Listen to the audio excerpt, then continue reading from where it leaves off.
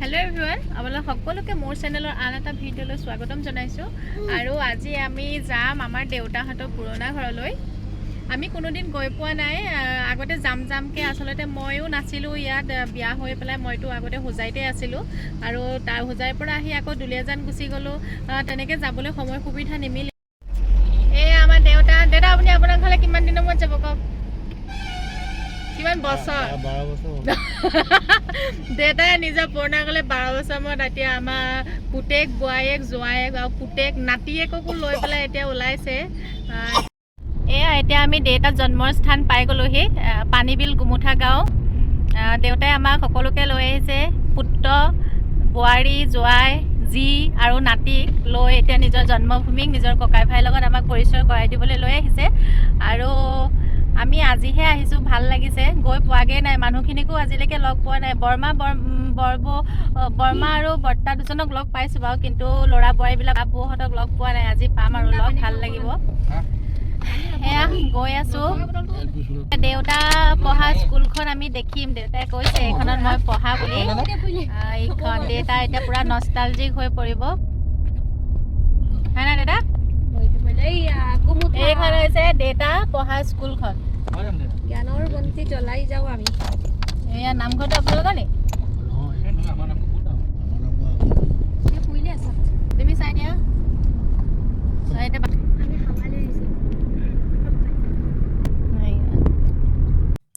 গাঁওখনত ফুৰাবলৈ আমাক লৈ গৈছিলে আৰু মই কাপোৰ চেঞ্জ কৰিব লগা হ'ল, কাৰণ চাহ খাওঁতে বেটাই হাতটো লগাই দিলে আৰু চাহ মোৰ গোটেই কাপোৰত পৰিলে। সেইকাৰণে সৰুবোৰ কাপোৰ এযোৰ পিন্ধি এতিয়া গাঁওখন ফুৰিব ওলালোঁ।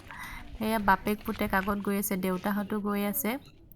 গোটেইখিনিয়ে গৈ চালোঁগৈ, মানে আগতে কেতিয়াও গৈ পোৱা নাই যে, দেউতাই দেখাইছে এইবিলাক চব দেউতাহঁতৰ মাটি বোলে। এইফালে নামঘৰ আছে।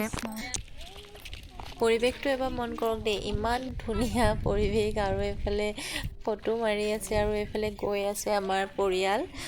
দেউতাহঁতে দেখাই আছে নিজৰ মাটি বাৰীবোৰ, চিনাকি কৰাই দিছে। ভাল লাগিলে, মানে পৰিৱেশটো বহুত সুন্দৰ হয়।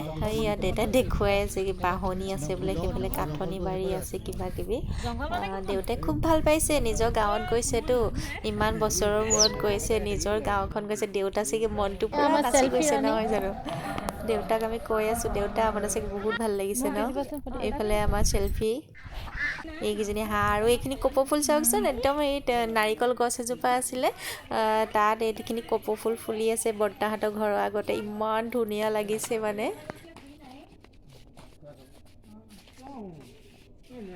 এইখিনি ফুলি থাকোতে বহুত ভাল লাগিছিলে।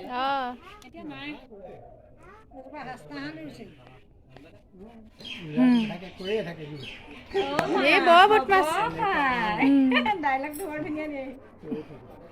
আৰু এতিয়া খাবৰ সময় হৈ গ'ল। এইখিনি হাঁহ মাংস আছিলে, দালি আছিলে, ৰঙালাও ভাজি, মাছ ফ্ৰাই, পাপৰ আছিলে। আৰু হাঁহখিনি যে ইমান মজা হৈছিলে।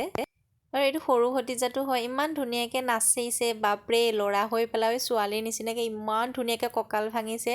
আৰু মানে এটা গানটো লগাই দিছিলে, কিন্তু মোৰ কপিৰাইট লাগি যাবৰ কাৰণে মই গানৰ ভলিউমটো ল' কৰি দিলোঁ। আৰু ইমান ধুনীয়াকৈ নাচিছে, ভাবিব নোৱাৰে মানে, ইমানেই ধুনীয়া নাচিছে ল'ৰাটোৱে। আৰু কেনিবাতি গ'লেতো ফটো মেইন নহয় জানো, সেইকাৰণে ঘৰতেই ফটো মাৰি ল'লোঁ। আৰু এয়া পুৰণা ঘৰৰ সকলোৰে লগত একপি একপি ফটো তুলিলোঁ। আৰু বৰ্তাহঁতৰ ঘৰলৈ গৈ বহুত বেছি ভাল লাগিলে। আশা কৰোঁ আপোনালোকেও মোৰ ভিডিঅ'টো চাই ভাল পালে। ধন্যবাদ।